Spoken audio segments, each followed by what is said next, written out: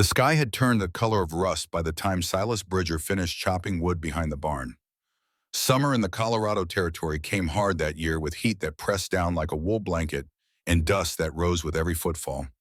The day had stretched, long, dry, and relentless, the kind that wore through a man's patience and left his muscles aching by dusk. Silas stood with the splitting maul still gripped in both hands, back stiff from hours of work, eyes scanning the horizon out of pure habit. Not looking for anyone in particular, just looking. After 20 years as a cavalry scout, a man learned to read the land to feel when something sat wrong with the world. And right now, something did. The air held too still. No breeze moved through the scrub grass. The cottonwoods along the dry creek beds stood motionless, their leaves hanging limp in the heat. Even the birds had gone quiet, and that never meant anything good. He set the maul against the chopping block and wiped his forearm across his brow. Sweat stung his eyes. The scars under his shirt pulled tight when he moved old wounds from old fights, the kind that ached when weather changed or when he worked too long without rest. His right knee, the bad one, throbbed with each step. A horse had rolled on it during a river crossing back in '64, and it hadn't been right since. The ranch sat tucked between two mesas that rose like cathedral walls on either side of the narrow valley. He'd chosen this spot deliberately 3 years back. Remote, defensible, far enough from the main trails that most travelers never knew it existed. Close enough to a spring that water wouldn't be a problem, even in drought years like this one. He'd built the cabin with his own hands. Logged the timber from the high country, hauled it down on a sledge, pulled by the black stallion that now stood in the corral watching him with dark, knowing eyes. Peeled every log, notched every joint, chinked every gap with a mixture of mud and grass that dried hard as stone. The roof was cedar shake tight enough to shed rain, but rough enough that snow would catch and insulate come winter. Inside, everything had its place. Tools hung on pegs driven into the log walls arranged by size and function. Rope coiled neat on a shelf. Leather harness oiled and supple. Jars of dried beans and cornmeal lined the pantry. A cast iron stove squatted in one corner, its chimney rising straight through the roof. The bed occupied the opposite corner, a simple frame with a corn husk mattress and wool blankets folded at the foot. On a shelf above the bed sat a child's toy, a horse carved from pine, no bigger than a man's hand. Beside it rested a silver-backed hairbrush, its bristles still holding a few long strands of auburn hair. An oval frame lay face down, the photograph inside too painful to look at most days. Gone 3 years. Wife and son, both.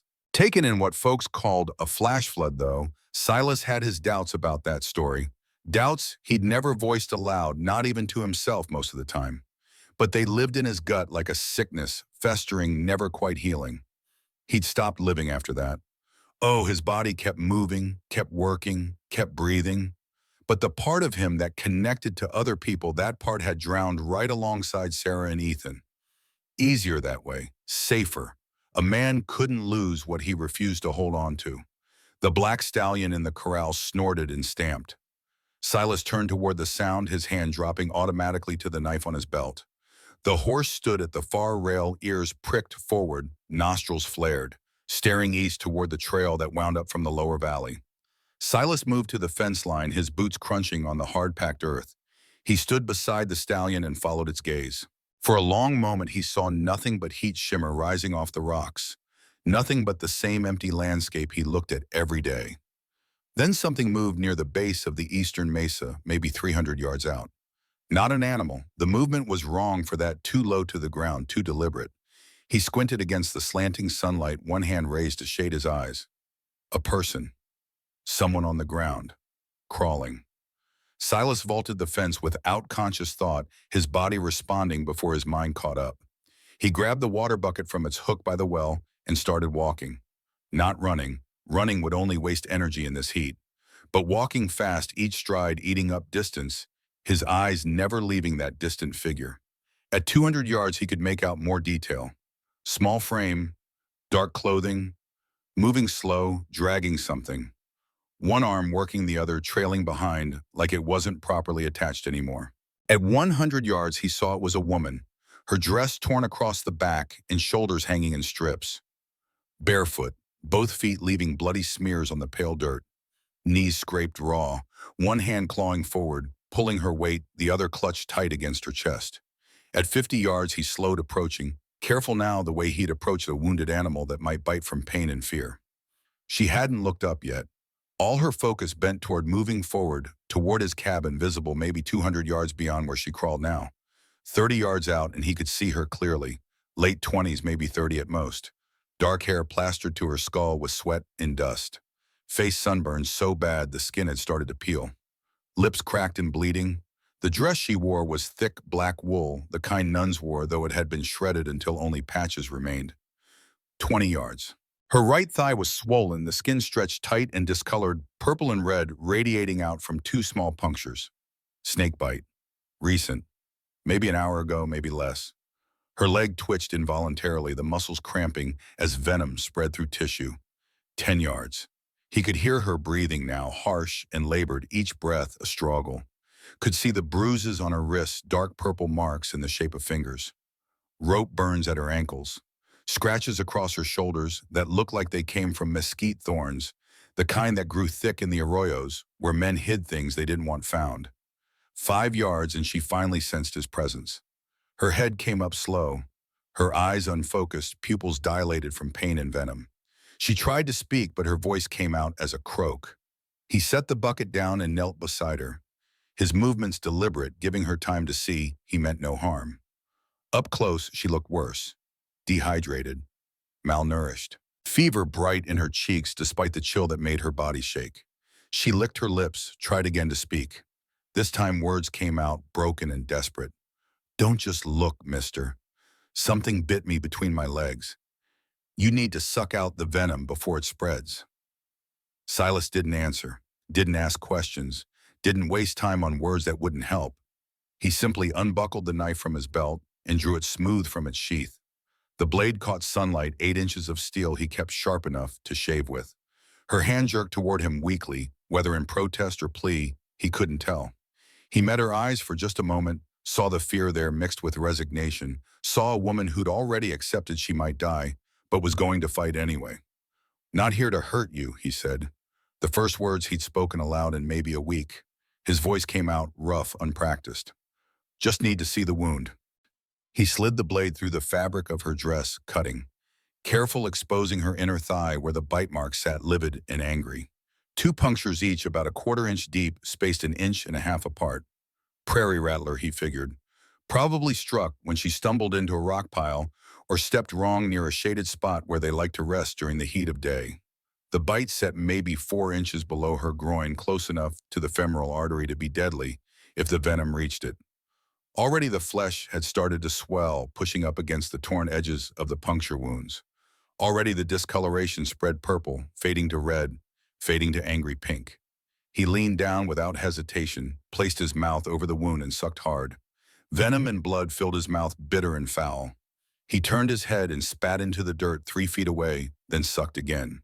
And again. Each time drawing out what poison he could, each time spitting it clear. Her fingers dug into the hard earth beside her head. Her back arched. And then she went limp, consciousness leaving her like air from a punctured bladder. Silas sat back on his heels and pulled his knife again. He cut a clean strip from the hem of her dress, folded it into a pad, and pressed it against the wound. Then he used another strip to tie it in place tight enough to slow the spread of venom, but not so tight it would cut off circulation entirely. He slid his arms beneath her, one under her knees, one supporting her back and shoulders. She weighed almost nothing. Maybe 90 pounds, maybe 95. Should have been 115, 120 for a woman her size. However long she'd been running, she hadn't been eating. Her head lolled against his chest as he straightened her, breathing shallow but steady. Fever radiated from her skin, hot enough that he could feel it through his shirt. The sun sat low now, maybe an hour from full dark.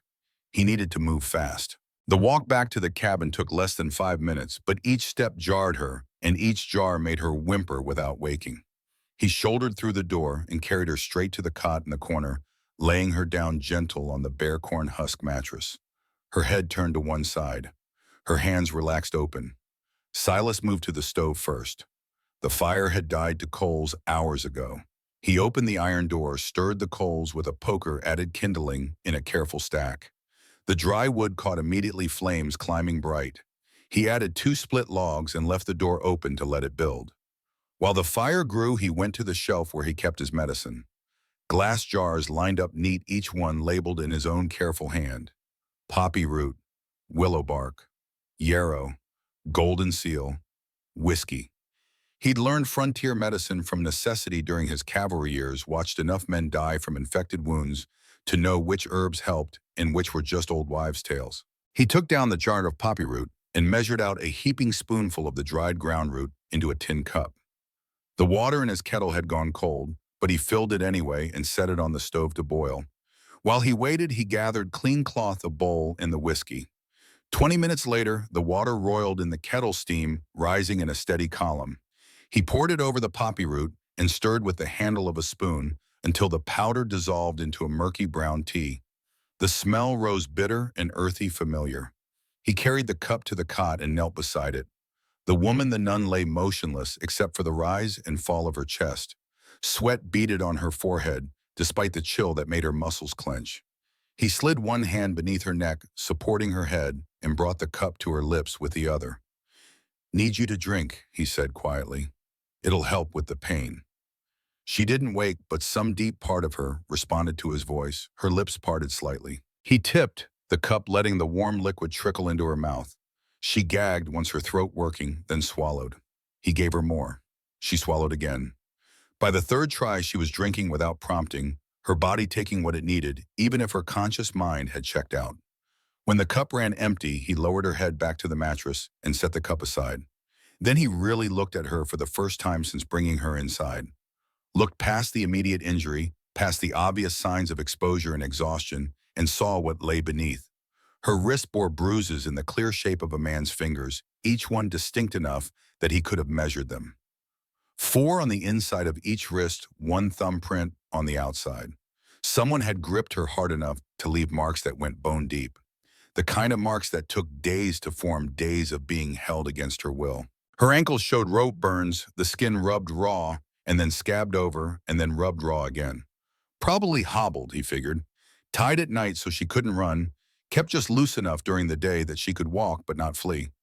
Across her shoulders and upper back ran welts, some fresh and red, others older and faded to pink. Marks from a leather strap or maybe a thin branch laid on with enough force to break skin. Someone had beaten her, multiple times. The pattern suggested punishment, discipline, the methodical application of pain meant to control rather than kill. Her hands were torn up, nails broken and packed with dirt. She'd been clawing at something, climbing maybe, or digging or fighting. Clutched in her right hand, held so tight her knuckles showed white, even in unconsciousness, was a small silver rosary.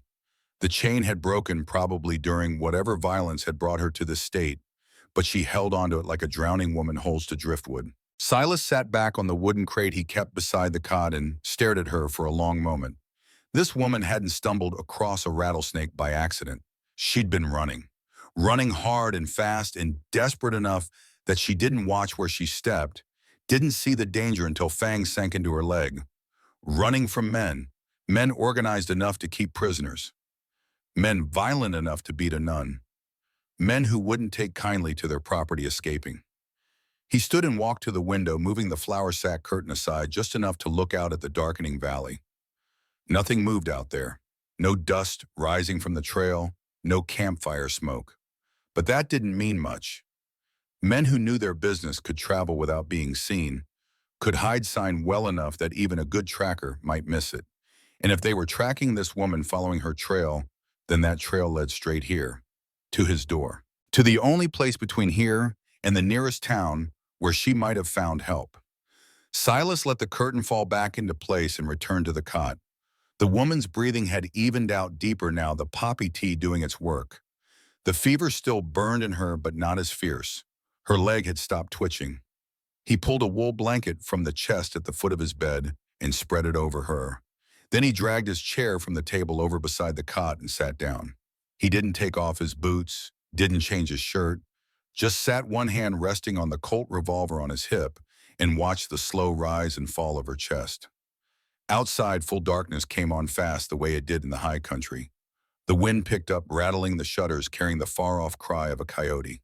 The cabin settled into night timbers, creaking as they cooled the stove, ticking as the fire burned down to embers. Silas didn't plan to sleep. Hadn't slept a full night in 3 years, not since Sarah and Ethan. Didn't see any reason to start now. Not with a woman in his house who'd brought trouble with her trouble that might come calling before dawn. He'd keep watch. He'd wait. And if trouble came, well, he knew how to deal with that too. The hours passed slow. Midnight came and went. The woman stirred once around 2 in the morning, murmuring something he couldn't make out, then settled again.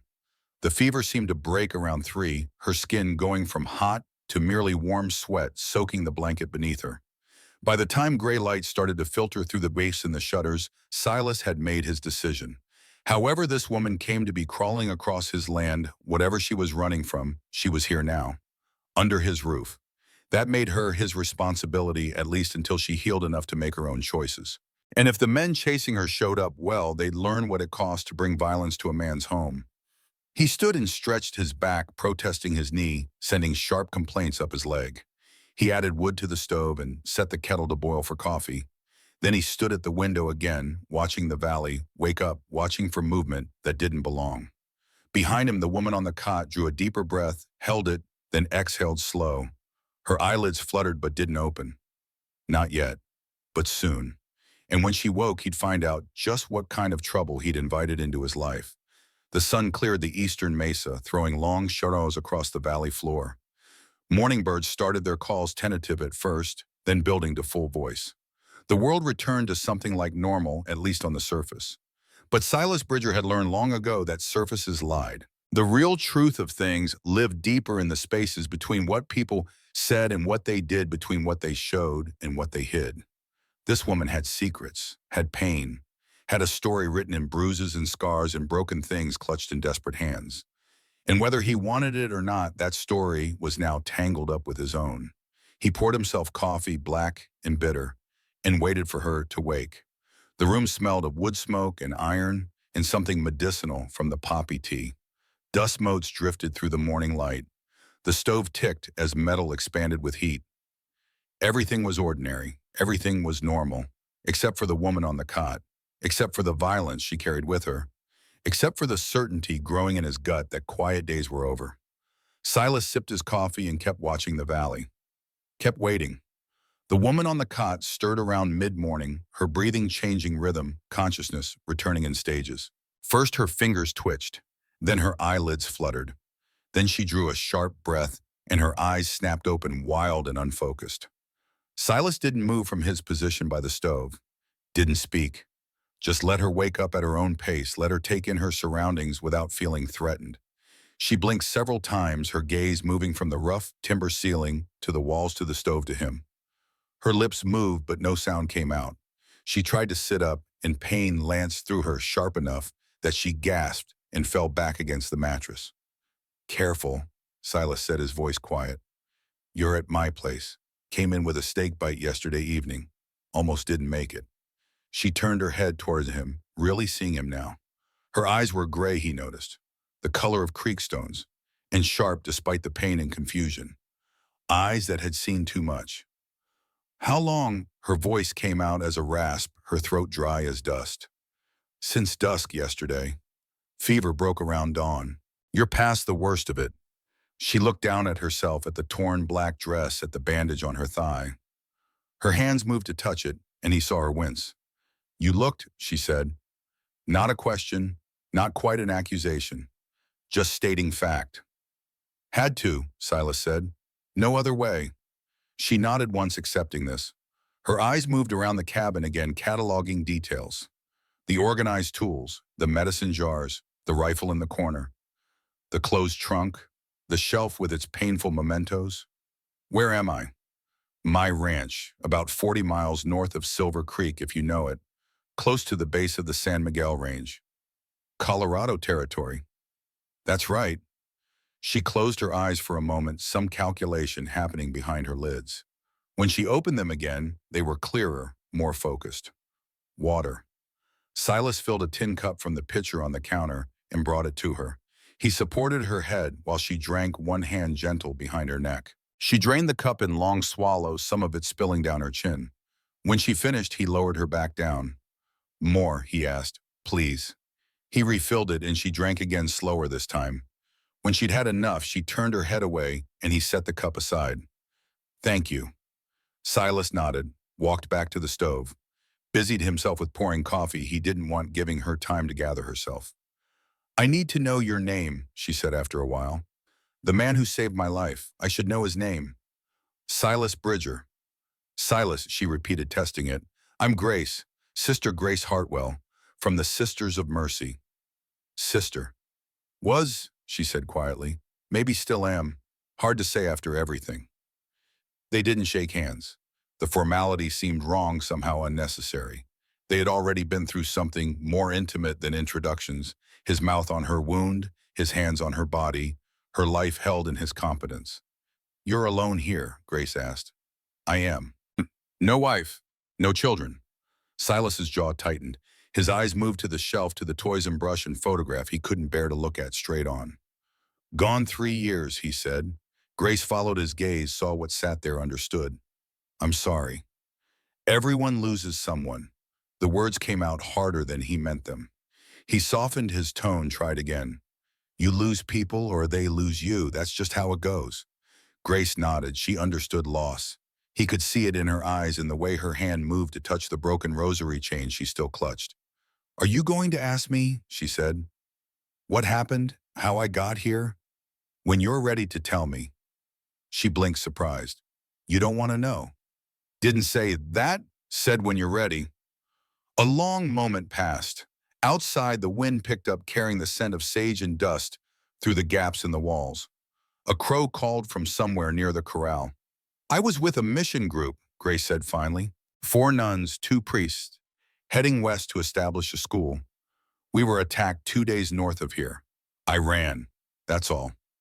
Silas heard everything she didn't say, heard it in the gaps between her words, in the careful way she chose what to share. She'd been with people who were now dead. She'd witnessed something terrible. She was leaving out details that would paint her attackers as more than random bandits. But he didn't press. She'd tell the rest when she was ready, or she wouldn't. Either way, it didn't change what needed doing right now. You hungry? Grace considered. I don't know, maybe. I'll make something. You should eat. He set about preparing a simple meal, moving around the cabin with practiced efficiency. Beans soaked overnight went into a pot with salt pork and onion. Cornbread batter mixed up quick, poured into a skillet, set in the oven. Coffee kept hot on the back of the stove. Grace watched him work. After a while, she said, You were military. Scout, cavalry, 20 years. That's where you learn medicine. Some rest I picked up living rough. Man learns what he needs to stay alive. You're not from here originally. Kansas way back, been in the territory since '61. The war. The war, he agreed. They fell quiet again. The cabin filled with the smell of cooking food, warm and simple and ordinary. Grace's stomach growled loud enough that Silas heard it from across the room. She blushed. Been a while since you ate proper, he said. Longer than I want to think about. When the food was ready, he filled 2 tin plates and brought one to her. She struggled to sit up, and this time he helped his hands under her arms, lifting her, careful. He wedged a folded blanket behind her back for support. She ate slowly, each bite deliberate, as if she'd forgotten how food was supposed to taste. The beans and pork disappeared first. Then the cornbread torn into pieces and soaked in the bean liquid. When her plate was clean, she set it aside and leaned back, exhausted from the simple effort of eating. That's the best meal I've had in weeks, she said. It's beans. It's the best meal I've had in weeks, she repeated firmly. Silas took her plate and washed both in the basin, using water heated on the stove and a rag worn soft from use. When the dishes were clean and stacked, he returned to his chair beside the cot. Your leg needs checking, he said. I need to change the bandage, make sure infection hasn't set in. Grace's hand moved to cover the bandage, not protective exactly, just acknowledging what he was asking. All right.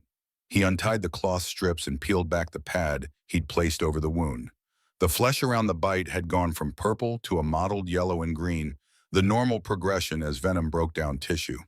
The swelling had reduced some. Most importantly, the red streaks that would indicate infection spreading weren't present. "Looks good," he said. "Snake didn't hit anything vital. Venom's working through your system, but you'll heal clean." He cleaned the wound with whiskey, applied fresh golden seal paste, and rebandaged it with cloth he'd boiled that morning. His hands were gentle but impersonal, a doctor's touch rather than anything else. When he finished, he sat back. "You should rest. Sleep if you can. Your body needs time." "I've been sleeping." "You've been unconscious. That's different." Grace smiled slightly. "You always this bossy?" "Only when people need bossing." She settled back against the blanket, her eyelids already heavy. The poppy tea had worked through her system, the food had taken what energy she'd mustered, and exhaustion claimed her quick. Silas watched until her breathing evened into sleep. Then he stood and moved to the window, looking out at the valley that lay peaceful and quiet under the midday sun. She'd brought trouble with her. He was sure of that now. Men who organized missions didn't get attacked by chance.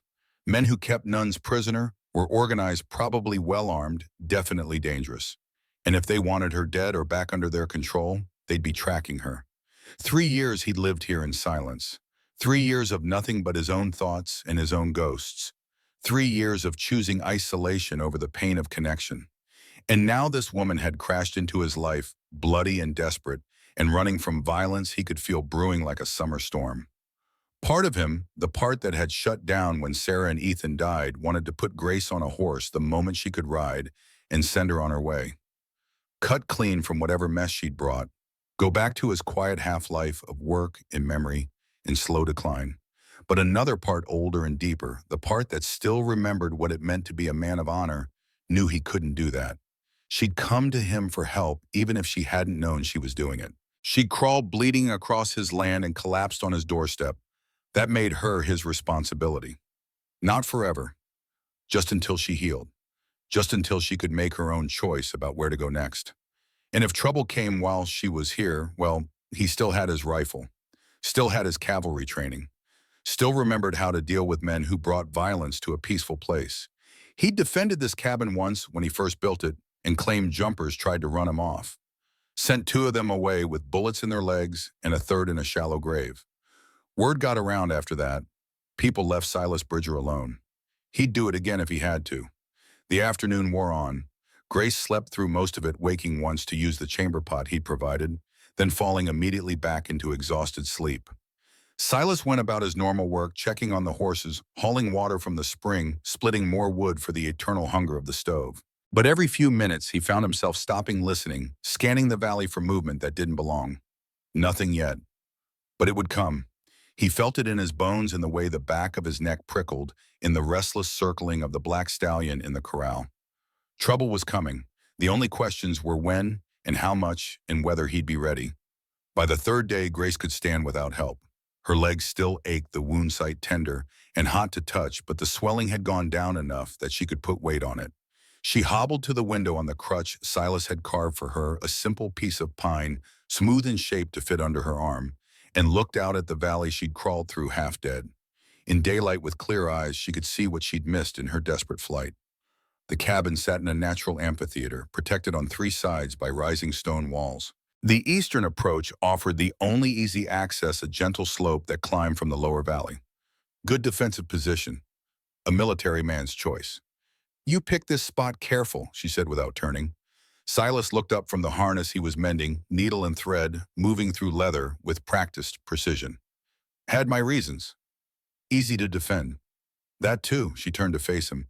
"You were expecting trouble when you built here." "Always expect trouble. That way you're ready when it comes."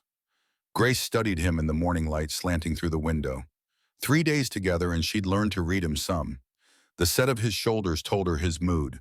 The tightness around his eyes showed when old pain crept up on him. The way his hand never strayed far from the revolver on his hip spoke to habits formed over decades.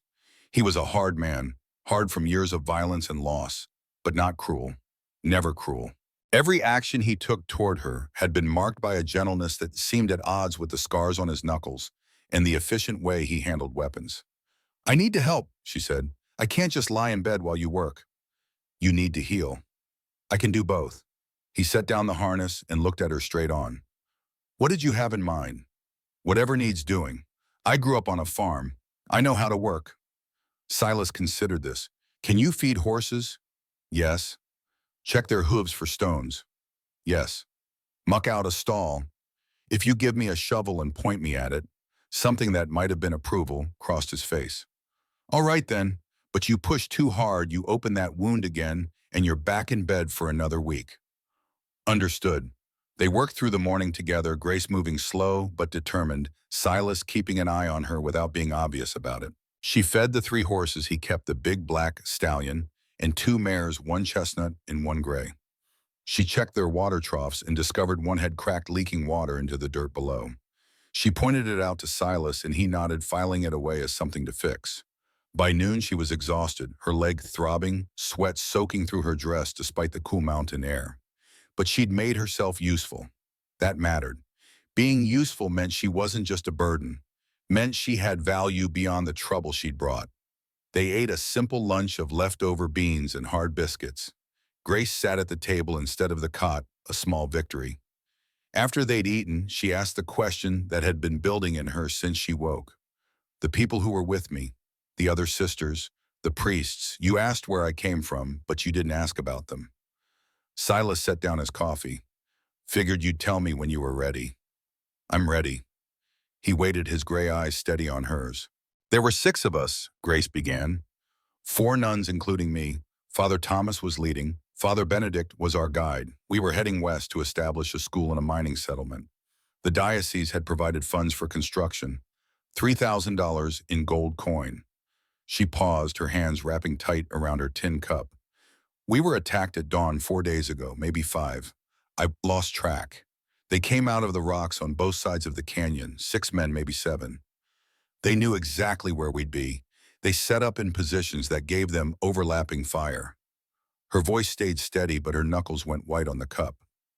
Father Thomas tried to negotiate. He stepped forward with his hands raised. Their leader shot him in the chest, just like that. No warning, no demands, just shot him and watched him fall. Silas didn't move, didn't speak, just listened. Then a man in a long coat stepped forward. I couldn't see his face well from where I'd gone to gather herbs, but I heard his voice. He demanded to know where the gold was hidden. Father Benedict, Grace stopped, swallowed hard. He pointed. He showed them the wagon. He was in on it. The whole thing was a setup. The guide betrayed you. Yes, but it didn't save him. Once they had the gold, the leader shot Father Benedict too. Said something about not leaving witnesses. Then he shot Marshal Hayes. Silas straightened in his chair. Marshal. Federal Marshal. David Hayes. He'd been escorting us in secret. The diocese had requested protection because of the gold. He was dressed like a teamster, but he was law. They shot him and took his badge. The air in the cabin changed. Something sharp and dangerous entered it. Sisters Anne and Margaret tried to run. They shot them in the back. I was far enough away, hidden in the rocks. I watched it all happen, and I couldn't do anything. Couldn't stop it. Couldn't save them. Tears tracked down her face, but her voice never broke. They searched the wagons, took everything valuable. Then they set fire to what was left. I waited until they rode away. Then I ran. Ran for 2 days before I stepped on that snake. Silas sat very still. You saw the leader's face. Yes, close enough. He was older, 45, maybe 50, gray at the temples, wore a Confederate officer's coat, carried himself like military, like he'd commanded men before. You could identify him, so in a courtroom, under oath, yes. Then they'll come for you, have to. You're the only witness to a federal marshal's murder. That's a hanging offense no matter who you are. Grace nodded. I know, that's why I kept running even after the bite. I knew they'd track me. They sat in silence for a long minute. Outside, a hawk screamed somewhere high up in the clear air. The man who came here last night, Silas said. You recognized his horse. The brand, Circle G on the left flank. Same as the horses the men were riding. You didn't say anything. I was terrified. I'm terrified. These men, they're not common bandits. They're organized, professional, and they want me dead. Silas stood and walked to the window. Then we'd better get ready, because they'll be back, and next time they won't come alone. Grace felt something shift in her, some tight knot of fear loosening, just a fraction. This isn't your fight.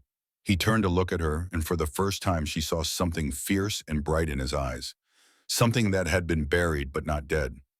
You're on my land, under my roof, that makes it my fight. That night, the fourth night since Grace's arrival, Silas didn't sleep.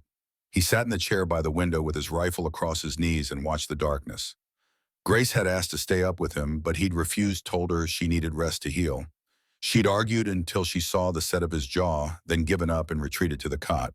But she didn't sleep either. She lay in the darkness listening to the night sounds, the creak of timbers, the whisper of wind through cracks in the walls, the distant call of an owl hunting the valley floor. Around 2 in the morning she heard it, a sound that didn't belong, something scraping against wood, not the random scratch of a branch, deliberate, careful. Her eyes snapped open. Across the room, Silas was already moving, fluid and silent, the rifle coming up to his shoulder. He caught her gaze and put one finger to his lips. Grace slid from the cot as quietly as she could, reaching for the pistol Silas had shown her that afternoon, teaching her how to load it, how to aim, how to breathe and squeeze rather than pull. The weight of it felt foreign and heavy in her hand. Silas moved to the door, pressed himself against the wall beside it, listening. The scraping came again, then footsteps soft but audible moving around the cabin toward the corral. He eased the door open an inch. Moonlight spilled across the threshold, bright enough to see by. Outside, maybe 30 yards away, a figure moved through the darkness. Man-sized, checking the fence line, testing posts, reading the ground.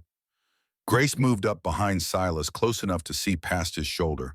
The figure wore dark clothes and a wide-brimmed hat. He led a horse, walking it slow and quiet. As he passed through a shaft of moonlight, Grace's breath caught. The horse, bay gelding, Circle G brand on the left flank. She touched Silas's shoulder, and when he glanced back, she nodded. Same men, same gang.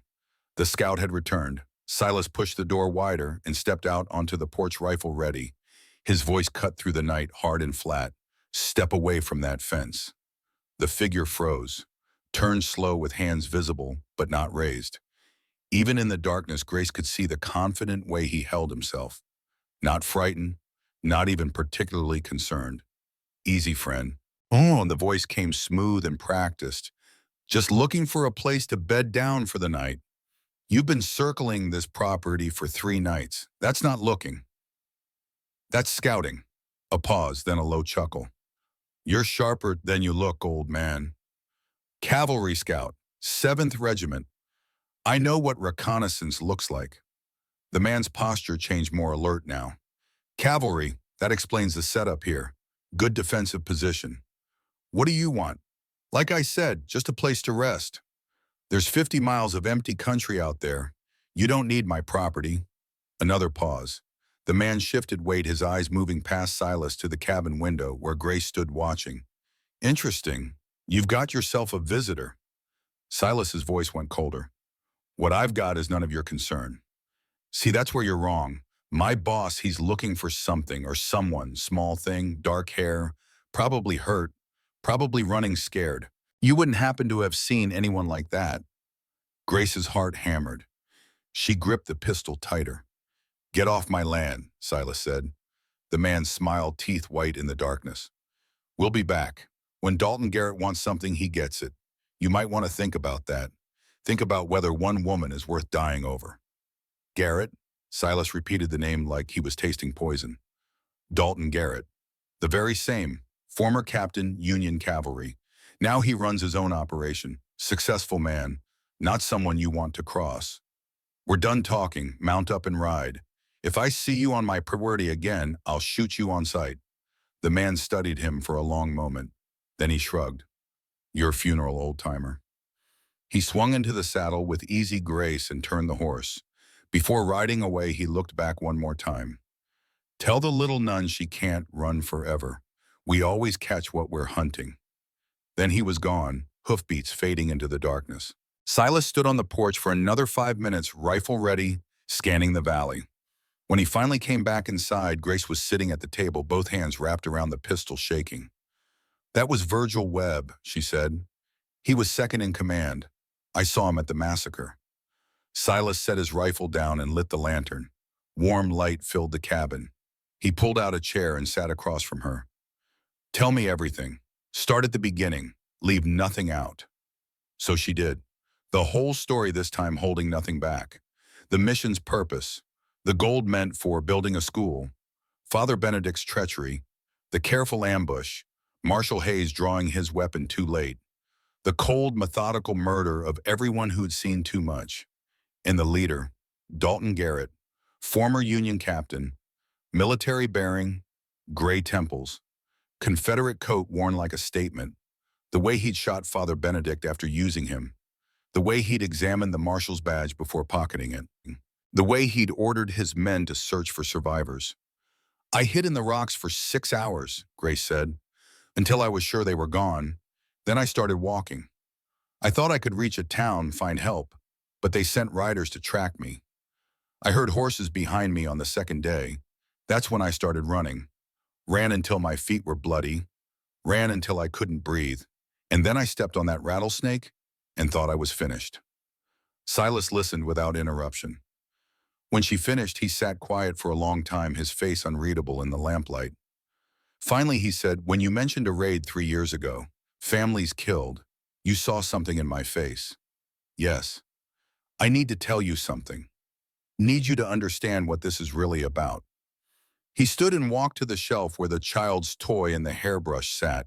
He picked up the oval frame, the one that lay face down, and looked at it for the first time in months. Then he brought it to the table and set it in front of Grace. A wedding photograph. A younger Silas, clean-shaven and serious, standing beside a auburn-haired woman with kind eyes. In front of them, a boy, maybe 7 years old, grinning wide. Sarah and Ethan, Silas said. My wife and son. They're beautiful. 3 years ago, I was scouting for a cavalry escort. Federal gold shipment heading to Denver. Big one. 50,000 in coins. I was hired because I knew every trail in this part of the territory. Every water source. Every place an ambush might come from. He sat back down, his hands flat on the table. The operation was commanded by Captain Dalton Garrett, Union cavalry, decorated officer, man with a perfect record. I thought working for him was an honor. Grace's eyes widened as she understood. I left Sarah and Ethan at our old cabin down by the river, figured they'd be safer away from the gold route, told them I'd be back in a week. The escort went smooth. Too smooth looking back. We reached Denver, delivered the gold, no trouble at all. Then 3 days later, Garrett vanished. Took $20,000 with him. They said he'd deserted, fled to Mexico.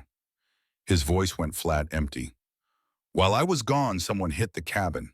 I came home to ashes. The local marshal told me it was Cheyenne raiders. Said they'd caught Sarah and Ethan in a flash flood trying to escape. Bodies were swept downriver, never recovered. Oh God, Grace whispered. But there was no Cheyenne sign. And the flood didn't come until 2 days after they died. The timeline was wrong, the story was wrong. I told the marshal, but he said I was crazy with grief. Maybe I was. I couldn't prove anything. Couldn't even prove there'd been raiders, so I built this place, dug in, tried to forget. But you couldn't. No, and now Garrett's here, not in Mexico, here in the territory, still operating, still killing. And I think I know why he killed my family. To stop you from tracking him. I was the best, everyone knew it. If I'd gone after him, I would have found him. So he eliminated the threat before I even knew there was one. Made it look like an accident. Broke me so thoroughly I wouldn't come looking. Grace reached across the table and put her hand over his. His skin was warm and rough and scarred. Then this is both our fights, she said. He took everything from both of us. Silas looked at their hands, hers small and pale, against his. He didn't pull away. He's going to come for you, probably bring his whole crew. We can't defend against 8 or 10 men, not for long. Then what do? We get ready and we make them pay for every inch. The next 3 days moved in a blur of preparation. At first light, Silas took Grace outside and taught her to shoot properly. Not just loading and aiming, but stance, breathing, follow through. He set up targets at various distances and made her practice until her hands cramped. "You've done this before," he said, after she put 3 rounds in a tight group at 20 yards. "My father was a sharpshooter in the war. Union. He taught me when I was young. Said every woman should know how to defend herself. Smart man. The church didn't approve. Said violence had no place in a woman's hands. I stopped practicing after I took my vows." "Your vows say anything about dying meek," Grace smiled grimly. "They said a lot of things that seem less important after watching nuns murdered for witnessing a crime." "Fair enough. They spent hours on the rifle too, a Henry repeater that could fire 15 rounds without reloading." Grace's shoulder ached from the recoil, but she kept at it, her jaw set determined. Between shooting practice, they fortified the cabin. Silas showed her how to reinforce the shutters with crossbars, how to position furniture to create cover, how to fill water barrels inside in case of siege. They moved ammunition to strategic spots, pre-positioned rifles and pistols where they could be grabbed quick. "You've done this before," Grace said, echoing his words back to him. "Defended a structure under attack few times. Cavalry teaches you that. And after cavalry, had some trouble with claim jumpers when I first built here. 3 men thought they could run me off. Sent 2 away wounded. Buried the 3rd out past the north fence." Grace looked at him in the afternoon sunlight, this quiet man who had saved her life, and saw him clearly for what he was. Not just a hermit, not just a grieving widower. A warrior who'd set aside his weapons but never forgotten how to use them. "I'm glad you're on my side," she said. Something flickered in his eyes, maybe surprise, maybe something warmer. "I'm glad you can shoot. Be a lot harder to defend this place alone." They worked side by side, their movements falling into rhythm. Grace learned to read his gestures to understand when he wanted a tool or a board or a handful of nails. Silas learned to trust her strength, stop trying to do everything himself, let her carry weight even when her legs still pained her. On the 5th day, Grace fixed the broken water trough, then moved on to a section of corral fence that sagged dangerously. She measured and cut new rails, fitted them into place, hammered nails with sure strokes. The work felt good, felt like claiming space, felt like making something permanent in a world that had taken everything temporary from her. Silas watched from the barn doorway, a small smile tugging at his mouth. That evening, as the sun dropped behind the western mesa, they sat on the porch together. The valley glowed orange and gold. A hawk circled high above hunting. The air smelled of dust and sage and the distant promise of rain. "This place," Grace said, "it doesn't feel temporary anymore." "Never was meant to be," Silas replied. "At least not for me. Maybe not just for you." He looked at her, then really looked, and she met his gaze steady. Something unspoken passed between them, too fragile to name but real nonetheless. "You ever think about giving it a name?" Grace asked. "The ranch. No. Feels like it should have one, something that means what it is. What would you call it?" Grace gazed out at the darkening valley, at the 2 mesas standing guard on either side at the cabin that had sheltered her when she had nothing left. "Safe enough," she said quietly. "That's all I ever wanted. A place that was safe enough." Silas went still beside her. When he spoke, his voice was rough. "Safe enough. I like that." They sat in comfortable silence as stars began to appear overhead. The temperature dropped, and Grace shivered. Silas disappeared into the cabin and returned with a blanket, draping it over her shoulders without a word. The next morning, Grace found a wooden plaque leaning against the porch rail. The letters carved into it were rough but legible. "Safe enough." She picked it up, ran her fingers over the words. Silas came around the corner of the cabin carrying a hammer and nails. "Figured if we're naming it, we should make it official," he said. Together, they mounted the plaque on the gatepost at the property's entrance. It wasn't fancy, wasn't painted or varnished, but it meant something. It meant this place belonged to them both now. That evening, Grace cooked a real meal, not just heated up beans, but something closer to what she remembered from before. She found flour in the pantry and made bread that rose properly. She found dried herbs and flavored the beans with cumin and pepper. She cut the cornbread into neat squares instead of breaking it rough. When Silas came in from checking the horses, he stopped in the doorway just breathing in the smells. "This is what a home smells like," he said. They ate at the table, the good food and the quiet company, making the cabin feel different. Warmer, fuller, less like a place to survive and more like a place to live. After the dishes were washed and put away, Grace gathered her courage and asked the question that had been building. When this is over, if we survive, what will you do? Silas set down his coffee. Haven't thought that far ahead. Think about it now. He looked at her across the table. Rebuild what gets damaged. Make this place stronger. Make it last. Alone. The word hung between them. Maybe not, he said finally.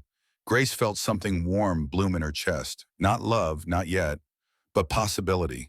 The chance that life might hold more than just survival. That wounds might heal. That two broken people might build something whole together. I'd like that, she said. I'd like to stay, if you'll have me. I'd like that too. They sat in the lamplight, not touching, but closer than they'd been, and let themselves imagine a future that extended beyond the next fight, beyond the next threat. Let themselves imagine peace. It lasted until the 8th night. Grace woke to silence. The kind of silence that screamed danger to anyone who knew how to listen. No night birds, no insects. Even the wind had died. Just stillness, thick and wrong.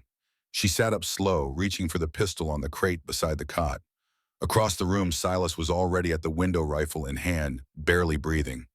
Then she heard it. Hoofbeats. Multiple horses, coming fast from the east. They're here, Silas said. Grace swung her legs off the cot, ignoring the stab of pain from her healing wound. She moved to the second window, pistol ready, heart hammering. How many? 4 that I can see, maybe more hanging back. Moonlight illuminated the valley bright as day. 4 riders emerged from the tree line, spread out in a line, moving at a canter toward the cabin. They weren't trying to hide, weren't trying to sneak. This was a show of force. The riders pulled up 50 yards from the cabin, horses stamping and blowing. One of them rode forward another 10 yards. Even at that distance, Grace recognized him. Virgil Webb. Bridger, his voice carried clear in the still air. You had your warning, time to make a choice. Send out the nun and we'll leave you be, otherwise you're going to have a bad night. Silas didn't answer immediately. He scanned the darkness beyond the riders, looking for others hidden in the shadows. Found movement to the south, another horse and rider. To the north, same thing. 6 total then, maybe 7. You've got 10 seconds, Virgil shouted. Then we come get her. Silas looked at Grace. You ready for this?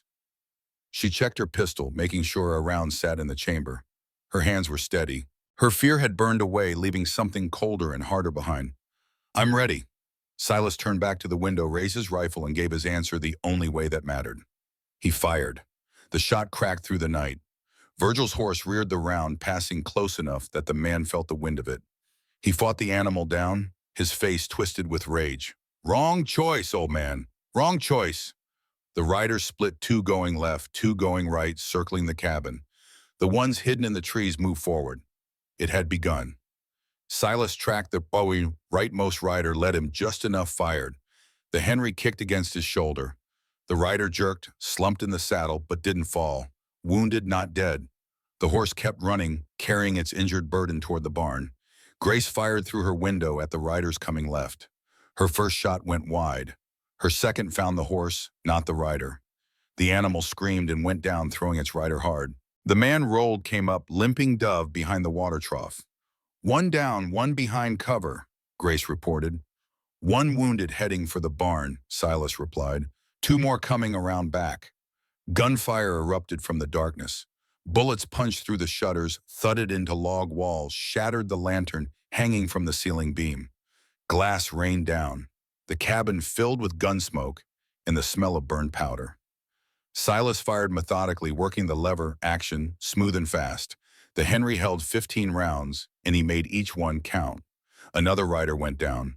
Another horse spooked and ran. But more kept coming. Grace saw flame bloom in the darkness to the south. A rider had dismounted and was building something, working fast. Then she understood. Fire. They were going to burn them out. They're torching the hay pile by the barn, Silas cursed. The hay was dry as tinder. If it caught properly, the barn would go up. Then the cabin. Then they'd be trapped between fire and bullets. Keep shooting, he shouted. Don't let them get close. Grace fired at the man building the fire.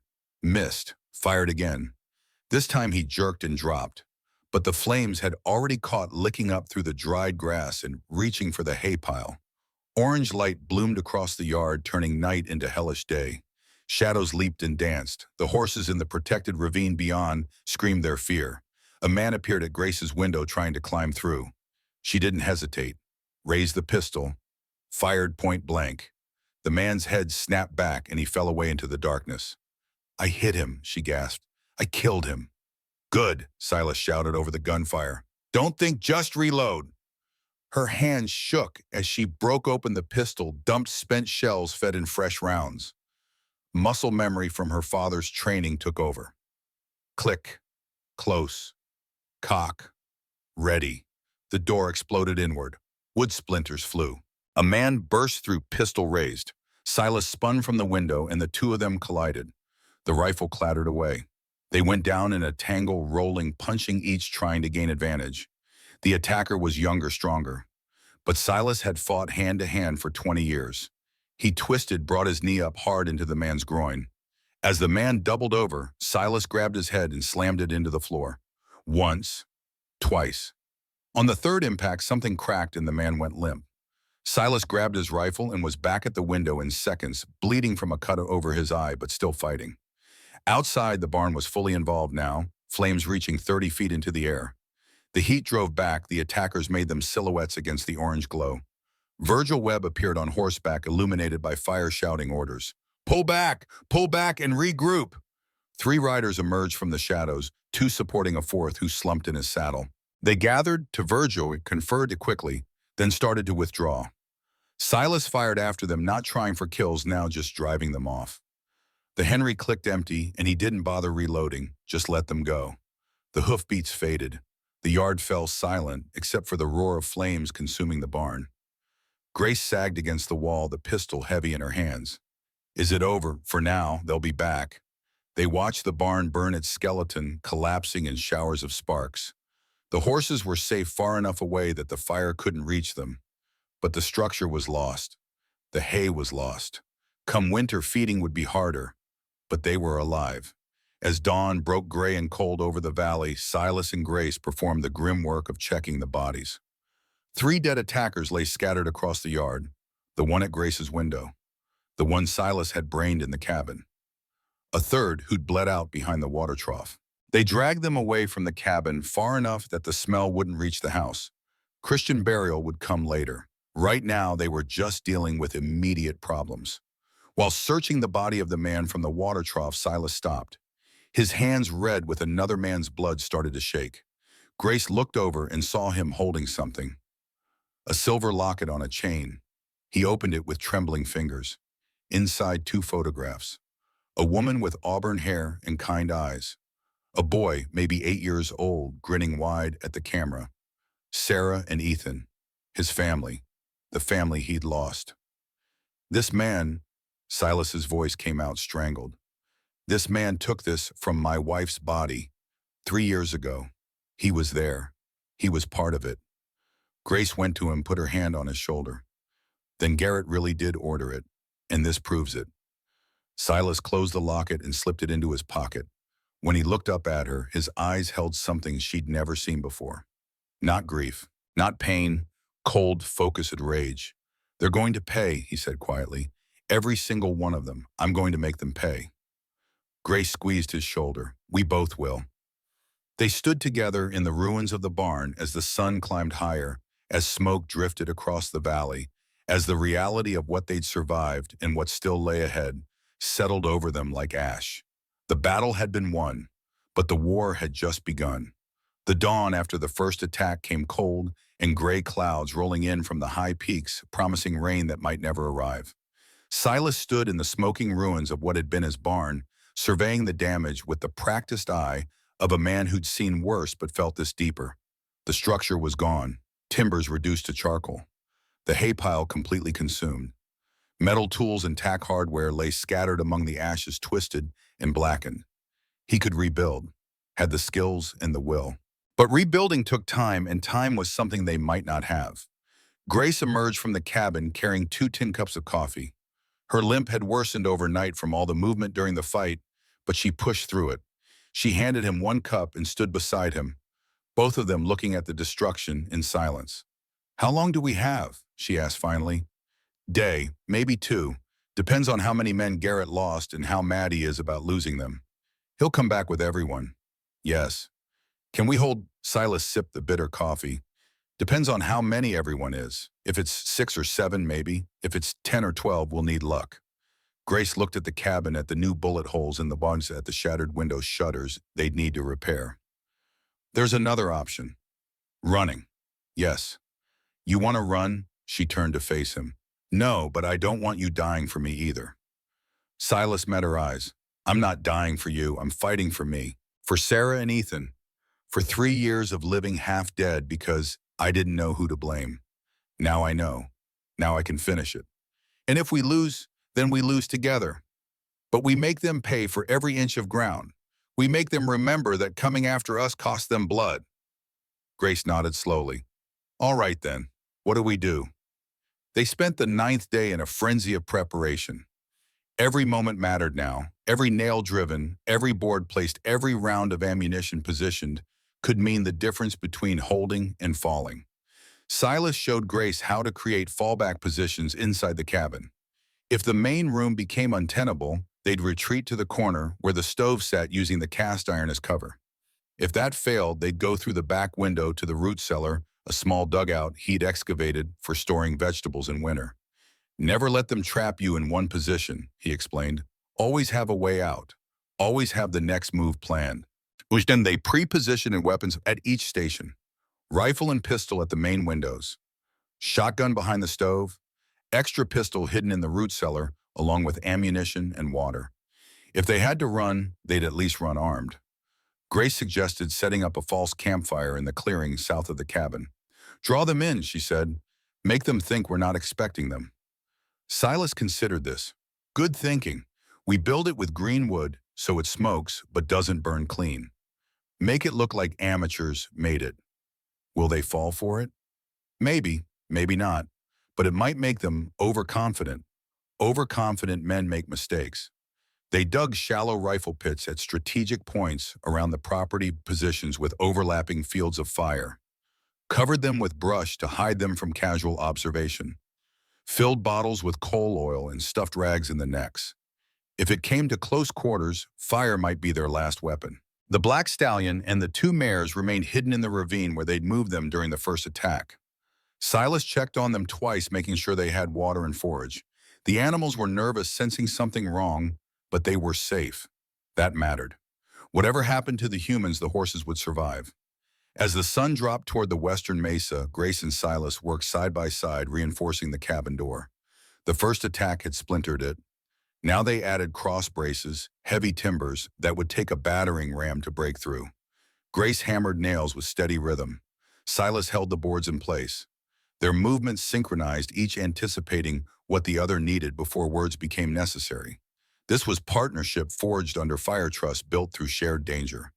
When the door was secure, Silas stepped back and examined their work. "That'll hold. Will it be enough?" "Has to be."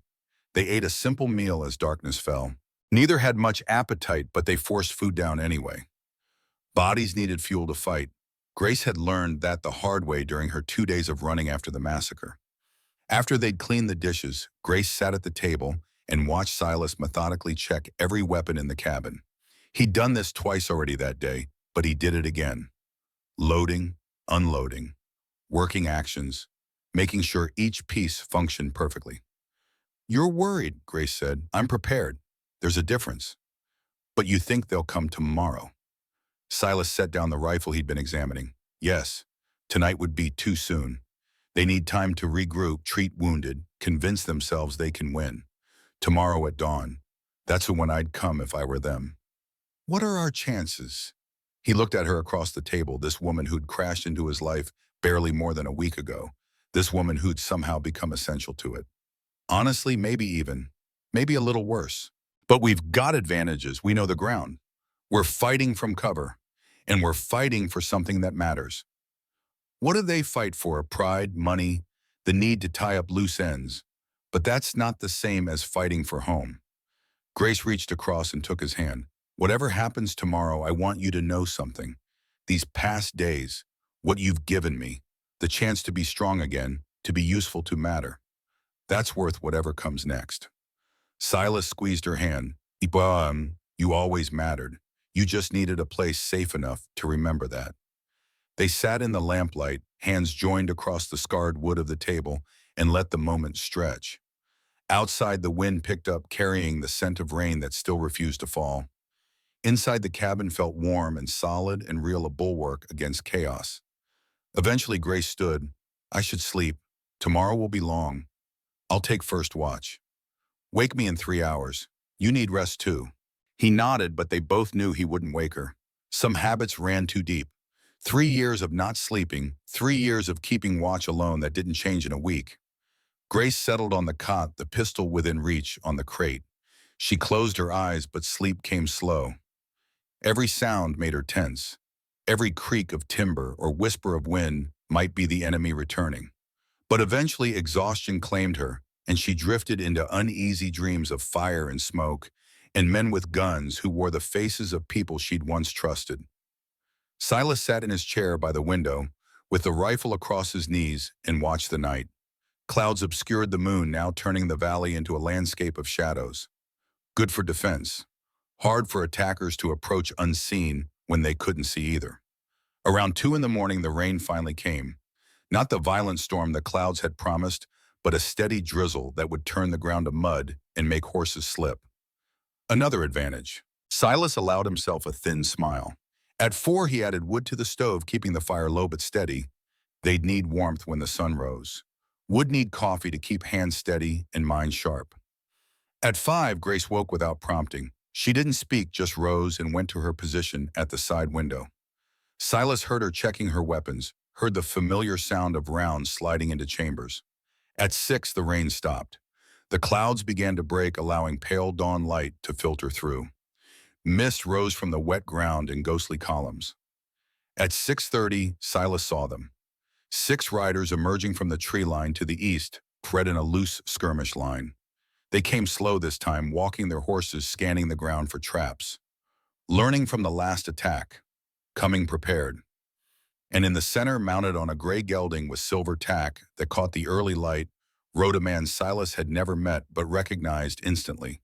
The bearing, the gray at the temples, the Confederate officer's coat. Dalton Garrett had come himself. Grace, Silas said quietly, they're here. She appeared at his shoulder, looked out, and her breath caught. That's him. That's Garrett. The riders pulled up 100 yards out, just beyond effective rifle range. Smart. Careful. Garrett raised one hand and his men stopped. Then he urged his horse forward alone, coming to 50 yards before halting. Silas Bridger. His voice carried clear across the misty ground. I believe you have something that belongs to me. Silas didn't answer, just watched, waited. The woman is a witness to crimes that frankly are none of your concern. Send her out and this ends peaceful. You can go back to your quiet life and forget any of this happened. Still Silas said nothing. Garrett's horse stamped impatiently. I know who you are. Bridger, best tracker in 7 states. You worked for me once 3 years back. You remember that gold shipment? I remember you. Hell, I picked you special for that job. A cold weight settled in Silas's gut. So it was true, all of it. You were too good. Bridger way too good. When I decided to go independent, I couldn't have you tracking me, so I took out insurance. Nothing personal, just business. Grace's hand found Silas's shoulder. Don't let him bait you. I'm not, Silas said, but his finger had moved to the trigger guard. Your wife and boy, Garrett continued, they died quick if it helps. We made it look like raiders, made it look like the flood got them. You never suspected a thing. Worked perfect until this nun had to go and see something she shouldn't have seen. Silas's jaw clenched, but his hand stayed steady. So here's my final offer. Send her out or I burn you out. Your choice, but either way, that woman dies today. Silas raised his rifle in one smooth motion and fired. The round passed within inches of Garrett's head. The man's horse reared, nearly throwing him. The other riders scattered, reaching for weapons. Garrett fought his mount under control, his face twisted with rage. Wrong answer, Bridger. Wrong goddamn answer. He wheeled his horse and galloped back to his men. They conferred briefly, weapons drawn, pointing at different approaches to the cabin. Planning. coordinating. Then they split. Two riders went left toward the burned barn. Two went right toward the corral. Garrett and one other man, a lean tracker type, who had to be Virgil Webb, dismounted and began advancing on foot using the terrain for cover. "Here they come," Silas said. The battle began. Silas tracked the riders going left, leading them just enough for the distance. He fired. The Henry kicked. One rider jerked and slumped, but stayed in the saddle, his horse continuing its run. Grace aimed at the riders going right. Her first shot missed clean. Her second found a horse's shoulder. The animal screamed and went down, throwing its rider into the mud. Gunfire erupted from a dozen directions. Bullets smashed through the remaining shutters. Chewed splinters from the door frame punched through, chinking between logs. The cabin filled with gun smoke and the sharp smell of burned powder. Silas worked the lever action, smooth and fast, firing, ejecting, chambering, firing again. The Henry held 15 rounds, and he counted each one in his head. At 10 rounds, he called out to Grace, "Reloading in 5, cover me." "Ready." He fired his last 5 shots in rapid succession, dropped behind cover, and began feeding fresh cartridges into the loading gate. 15 seconds. That was all it took. 15 seconds of vulnerability. 15 seconds when Grace held their defense alone. She fired methodically, picking her targets, making each round count. A man rose from behind the water trough to advance. She fired. He dropped. Another appeared at the corner of the burned barn. She fired. He ducked back. Clear. Silas was back up, rifle ready. The two men advancing on foot had covered half the distance, now moving from rock to scrub to shallow dip in the ground, using terrain like the professionals they were. Garrett and Webb, the leaders, the most dangerous. Silas aimed at a point where Garrett would have to cross open ground. Waited. There. The man broke cover, running low and fast. Silas let him, squeezed the trigger. The round caught Garrett in the left shoulder, spinning him. But he kept moving, rolled into cover behind a boulder alive. Grace fired at Webb, but he'd already gone to ground, invisible in the brush. The wounded rider from earlier had reached the barn ruins and dismounted. Now he opened fire with a rifle, his shots coming fast, but wild, the wound in his side throwing off his aim. But wild or not, bullets were bullets. One punched through the wall 6 inches from Grace's head. "Barn!" she shouted. "I see him." Silas shifted position, lined up the shot through a gap in the timbers, waited for the man to rise again. There, one shot. The man's head snapped back and he collapsed into the ashes. 3 down, 3 still fighting. The rider who'd been thrown from his horse had recovered and was advancing on foot, pistol drawn. He came from Grace's side, using the corral fence for cover. She tracked him, but he moved smart, never exposing himself for more than a heartbeat. Then he made his mistake. Tried to vault the fence in one smooth motion. Grace fired the instant his body cleared the top rail. The round took him in the chest, and he fell hard on the far side, not moving. 4 down. But the price of that shot was position. The rider had drawn her attention.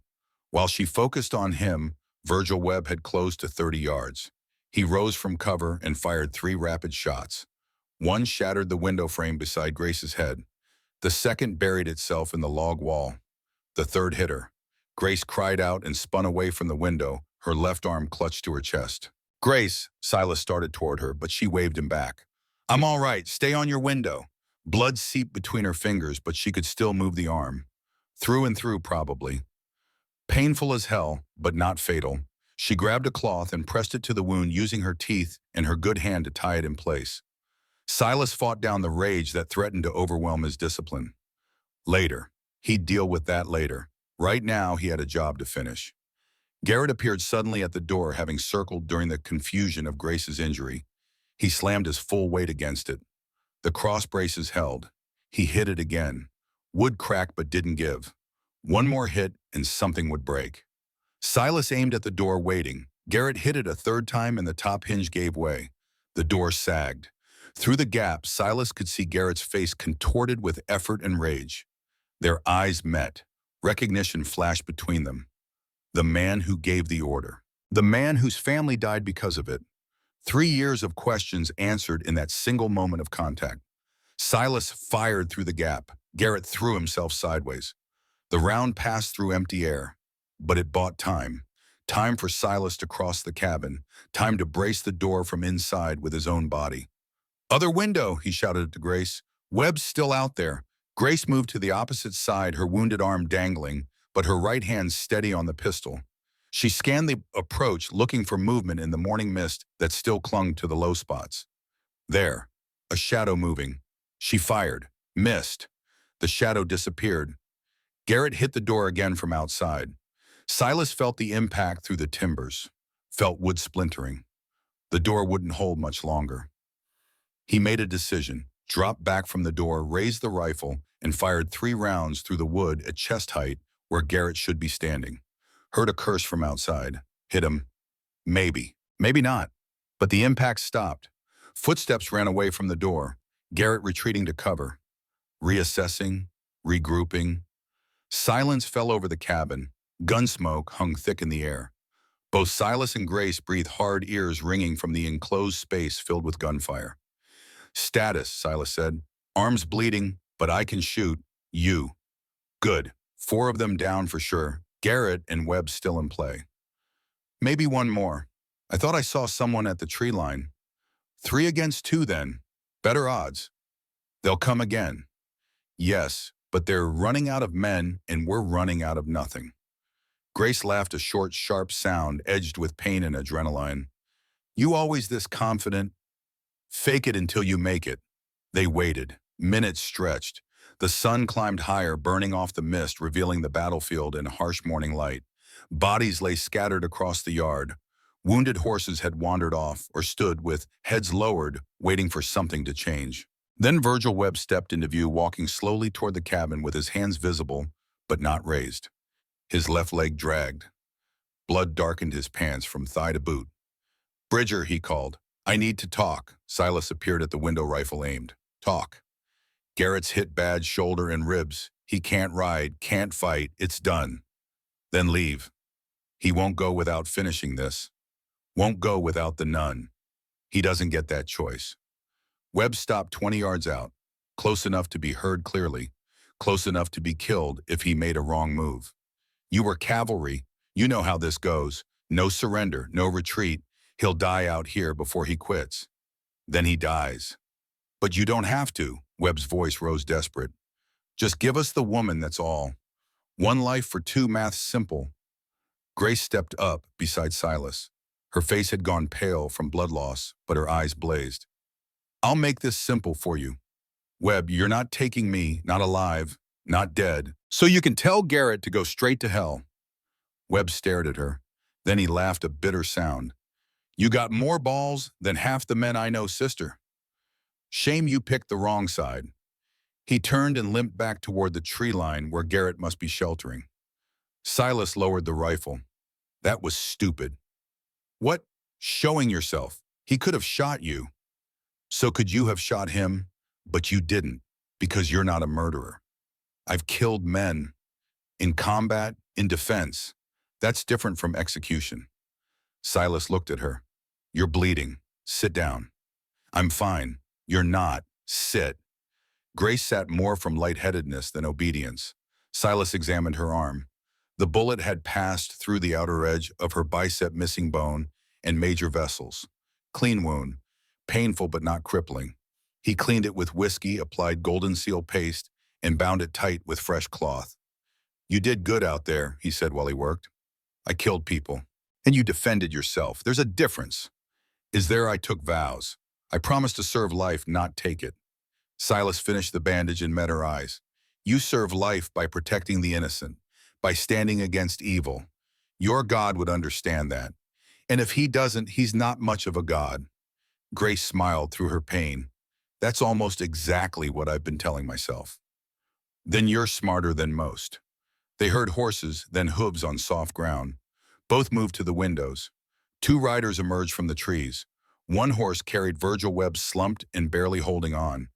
The other carried Dalton Garrett, his left arm hanging useless, his coat soaked with blood. They turned north and rode slowly out of the valley, beaten men leaving a failed battlefield. Silas watched them go. It's not finished. What do you mean? Garrett's wounded but not dead. Webb's wounded but not dead. They'll regroup, come back with more men. So what do? We finish it properly. We take this to the law. They spent the rest of that day treating wounds and clearing bodies. 4 men lay dead on Silas's property now. 4 men who'd come with violence and met violence in return. Silas dragged them to a spot beyond the north fence and covered them with stones.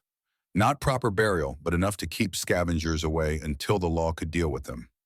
Grace rested through the afternoon, her arm throbbing but stable. By evening, she felt strong enough to help prepare for travel. "Where's the nearest territorial court?" she asked. "Silver Creek. 3 days' ride if we push. Can we make it both of us wounded?" Silas looked at her pale face, at the way she favored her injured arm, at the determination that showed through exhaustion. "We have to.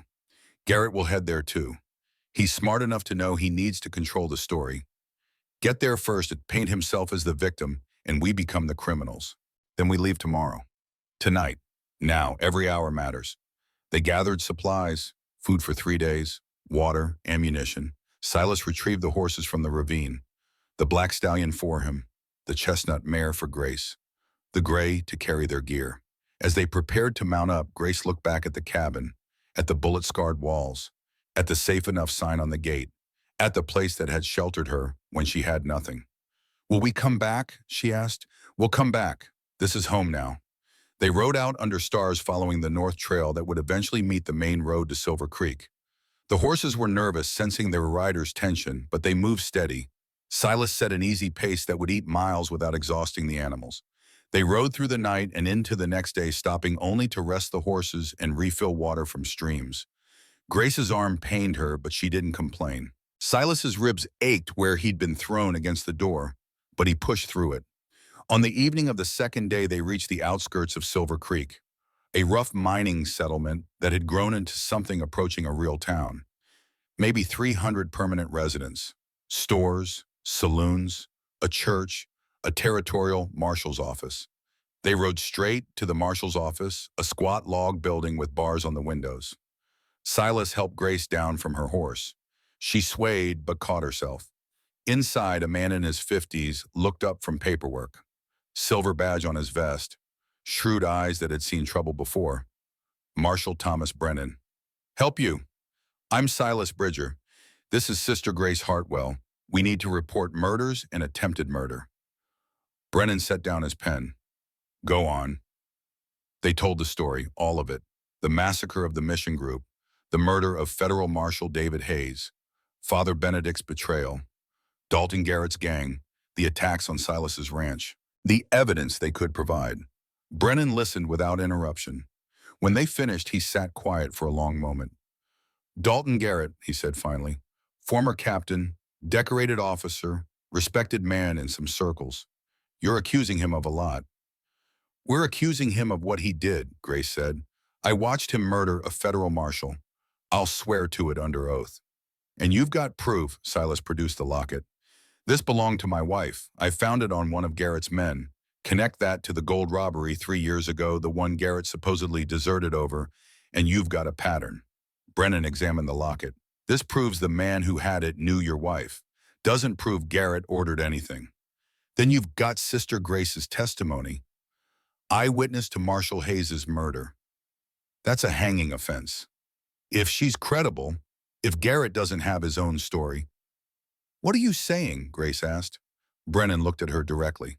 "I'm saying Garrett rode into town yesterday, came straight to me, said he'd been attacked by squatters on his mining claim, said they killed 4 of his men, said one of the squatters was a nun who'd gone mad after her mission was hit by bandits, said she was claiming all kinds of wild things." Silas felt his stomach drop. He got here first. He got here first, and he's got wounds that back up his story about being attacked. "Those wounds came from defending myself," Silas said.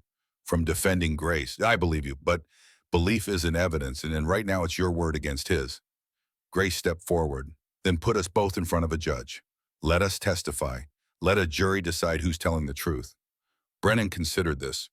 "Judge Blackwell's circuit includes Silver Creek. He'll be here in 4 days for the monthly session. I can hold you both as witnesses. Keep you safe until then. And Garrett, I'll bring him in too, on suspicion. Can't arrest him without more evidence, but I can hold him for questioning." "He'll run," Silas said. "He won't. Running makes him look guilty. He's smarter than that. He'll stay. He'll fight this legal. They spent the next 4 days in the marshal's care.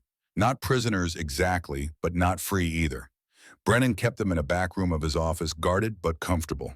Fed them, tended their wounds, made sure neither Garrett nor his remaining men could reach them. Silas used the time to heal, to rest, to prepare his testimony. Grace did the same, writing out everything she'd witnessed, creating a detailed account that could serve as evidence. On the 4th day, Judge Harrison Blackwell arrived. 62 years old, former Union colonel, a man known for fairness but also for having no patience for nonsense. The trial, such as it was, took place in the territorial courthouse, a timber building with a raised bench and rows of seats for spectators. Word had spread about the case. The room filled with miners and merchants and working folks curious to see justice done. Garrett sat at one table with a lawyer from Denver. He'd cleaned up, fresh clothes, arm in a proper sling, face shaved, looking every inch the respected businessman wrongly accused. Silas and Grace sat at the other table. No lawyer, just themselves and the truth. Judge Blackwell called the court to order. This is a preliminary hearing to determine if charges should be brought against Mr. Dalton Garrett for the murder of Federal Marshal David Hayes and conspiracy to commit murder. The territory will present its case. Marshal Brennan stood and called Grace as his first witness. She took the stand, placed her hand on the Bible, swore to tell the truth. For the next hour, she told her story. Slowly, carefully, every detail she could remember. The attack on the mission, Father Benedict's betrayal, the cold-blooded execution of Marshal Hayes, Garrett taking the badge, the murder of her sister nuns, her flight, the snakebite, finding refuge at Silas's ranch. Garrett's lawyer cross-examined her, tried to paint her as traumatized and unreliable, suggested grief and fear had colored her memories, implied she'd invented the whole thing to explain why she'd survived when others died. Grace never wavered, never contradicted herself, answered every question with the same steady certainty. When she stepped down, Brennan called Silas. He testified about finding Grace, about the attacks on his property, about the locket found on Garrett's dead man, about the 3-year-old mystery of his family's death. Garrett's lawyer objected. The witness is speculating. He has no proof his family was killed by my client. Sustained, Judge Blackwell said. Stick to what you know for certain, Mr. Bridger. Silas accepted the rebuke. He testified only to facts, the attacks, the bodies, the evidence he could prove. Then Marshal Brennan presented the locket, presented testimony from town residents who remembered Sarah and Ethan Bridger, established that the locket was genuine, connected it to one of Garrett's men. Finally, Brennan called his surprise witness, a miner named Jacob Stone, who'd worked one of Garrett's claims the previous year. Tell the court what you told me, Brennan said. Stone cleared his throat. I was working Shaft 3 up in the high country. Garrett owned it but didn't visit much. One day, 3 summers back, maybe late July, he rode up with some men. They had a woman and a boy with them. Prisoners. The woman was screaming. The boy was crying. They took them into a shed. I heard shots. When Garrett and his men came out, they were alone. They burned the shed. Garrett saw me watching. Told me if I ever spoke about what I'd seen, I'd end up the same way. I believed him. Kept quiet. Until now. The courtroom erupted. Judge Blackwell banged his gavel for silence. Garrett's lawyer scrambled. This man is clearly lying for some reward. I'm not getting nothing, Stone said. Just figured it was time to tell the truth. Man can only carry so much shame. Judge Blackwell studied Stone for a long moment. Then he turned to Garrett. Mr. Garrett, you have anything to say? Garrett stood. His face had gone pale, but he kept his voice steady. This is all fabrication. Lies told by people with grudges. I'm an innocent man. You're a lot of things, the judge said, but innocent isn't one of them. Based on the testimony presented, I'm ordering you bound over for trial on charges of murdering Federal Marshal David Hayes. Additional charges of conspiracy to murder and multiple counts of murder may be added as investigation continues. Bail is denied. You'll be held in territorial custody until trial. Garrett's composure finally cracked. You can't do this. I have rights. I have connections. You have the right to a fair trial, that's all. Marshal, take him into custody. Brennan and 2 deputies moved forward. Garrett looked around wildly, maybe thinking about running, but there was nowhere to go. They clapped iron shackles on his wrists and led him away. As he passed Grace, he stopped, looked at her with pure hatred. You should have died with the others. But I didn't, Grace said quietly, and now everyone will know what you are. Garrett was hauled away. The courtroom slowly emptied. Judge Blackwell called Silas and Grace forward. You two have been through hell, he said, but you did right bringing this to law. Too many men think justice comes from a gun. Sometimes it does, but whenever possible, it should come from a courtroom. What happens now? Grace asked. Trial in about 6 weeks. You'll both need to testify again. After that, assuming he's convicted, he hangs. Probably within the month. Federal marshal's murder doesn't leave much room for mercy. They left the courthouse into bright afternoon sunlight. Felt strange after days inside. Felt strange to walk free streets knowing Garrett was behind bars. Marshal Brennan caught up with them outside. You'll be safe now. Garrett's men have scattered. Webb disappeared. Without their leader, they're nothing. Thank you, Silas said, for believing us. I believe in evidence. You had it. Brennan paused. One more thing. The minor stone. He mentioned a shed up at Shaft 3.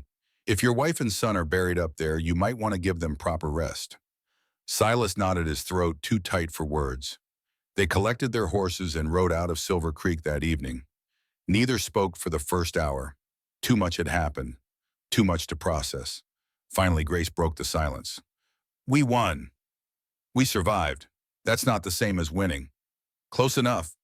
They rode another hour before stopping to make camp. While Silas tended the horses, Grace gathered wood for a fire. Her arm still pained her, but it was healing clean.